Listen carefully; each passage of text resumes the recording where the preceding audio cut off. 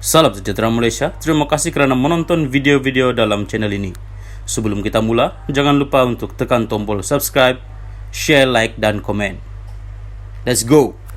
Salam sejahtera dan salam perpaduan kepada seluruh rakyat Malaysia dan pendengar berita panas malam ini dipetik dari FMT bertajuk Tak perlu takut disiasat SPRM jika bersih, Anwar beritahu bersatu. Berita penuh, Petaling Jaya, parti politik yang bebas daripada rasuah tidak perlu gentar dengan siasatan Suruhanjaya Pencegahan Rasuah Malaysia SPRM, kata Anwar Ibrahim. Presiden PKR itu berkata, ketika akaun UMNO dibekukan, bekas Perdana Menteri Muhyiddin Yassin turut menyokong langkah itu. Muhyiddin malam memuji profesionalisme SPRM, katanya dalam sidang media di Ibu Pejabat PKR. Turut hadir Timbalan Presiden PKR Rafizi Ramli dan Setiausaha Agungnya Saifuddin Nasution Ismail. Anwar mengulangi kerajaan tidak berhasrat campur tangan dengan proses itu. Kalau bersih, usah takut. Semua parti politik perlu war-war. Kita ini parti bersih, wujudkan kerajaan bersih. Minggu lalu, Ketua Suruhanjaya SPRM Azam Baki mengesahkan akaun bersatu dibekukan mengikut Akta Pencegahan Pengubahan Wang Haram, Pencegahan Pembiayaan Keganasan dan hasil daripada aktiviti haram.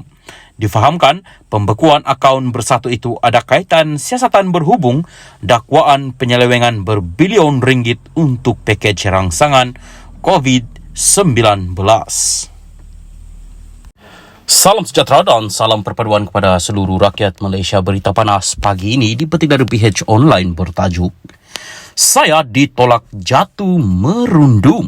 Berita penuh, Langkawi, bekas Perdana Menteri Tun Dr. Mahathir Mohamad terkilan dan sedih selepas ditolak pengundi pada pilihan raya umum ke-15 November lalu. Bekas Perdana Menteri itu meluahkan rasa kecewa susulan usahanya mempertahankan kerusi Parlimen Langkawi yang dimenangi pada PRU 15 gagal malah hilang wang deposit. Beliau berkata, komitmennya membangunkan pulau legenda itu menerusi pemberian status bebas cukai pada 1987 sehingga gah di persada dunia seolah-olah tidak dihargai. Bukan merajuk, tapi kecewa sedikit atas kekalahan teruk pada PRU 15 lalu. Kerana saya sudah buat macam-macam pembangunan di Langkawi.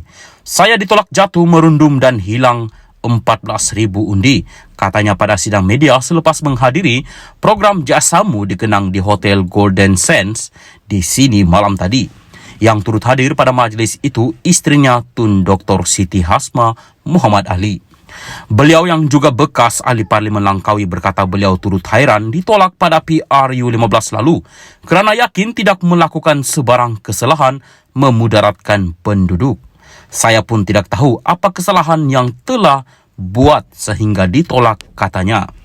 Pada PRU 15 lalu, negarawan itu tewas teruk kepada calon Perikatan Nasional Datuk Muhammad Suhaimi Abdullah dengan majoriti 13,518 undi. Dr. Mahathir sekadar memperoleh 4,566 undian.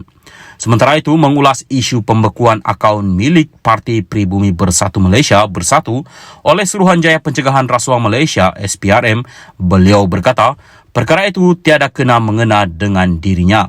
Dulu saya yang tubuh bersatu, tapi ketika itu tidak curi duit dari mana-mana. Kemudian parti berpecah dua, bersatu sekarang di bawah Tan Sri Muhyiddin Yassin.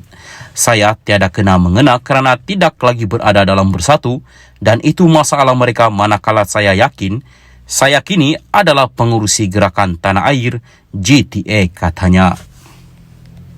Salam sejahtera dan selamat petang kepada seluruh rakyat Malaysia dan pendengar salam perpaduan. Berita panas hari ini dipetik dari BH Online bertajuk Tak perlu jawab dari mana sumber wang diterima bersatu Peja. Berita penuh, Ipoh, Parti Pribumi Bersatu Malaysia Bersatu akan mengheret Suruhanjaya Pencegahan Rasuah Malaysia SPRM ke mahkamah jika permohonan membatalkan perintah pembekuan akaun tidak diluluskan.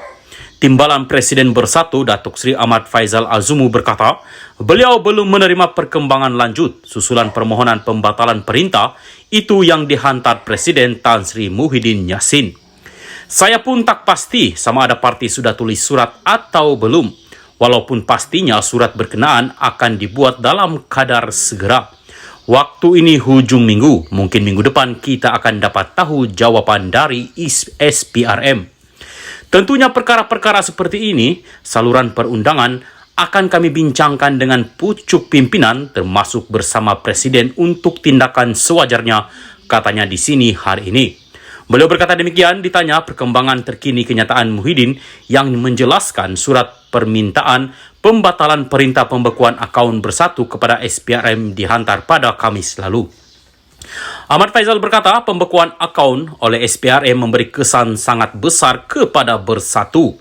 Beliau berkata pemimpin parti itu tidak perlu mengumumkan secara terperinci sumber wang yang diterima Bersatu hingga membawa kepada pembekuan akaun itu dan menyerahkan sepenuhnya kepada SPRM bagi menjalankan siasatan. Saya sudah jawab, tetapi saya pikir tidak perlu lagi saya jawab secara terperinci karena tentunya pihak berwajib yaitu SPRM akan siasat, katanya. SPRM hari ini menjelaskan beberapa akaun Bersatu masih dibekukan kerana siasatan belum selesai.